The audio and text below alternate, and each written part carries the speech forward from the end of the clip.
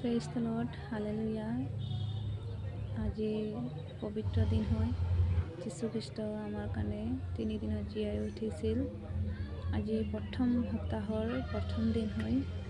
সেই বিষয়ে মই ছুটিকৈ শাস্ত্ৰৰ বাক্য এখন পঢ়িব বিচাৰিছোঁ। জোহন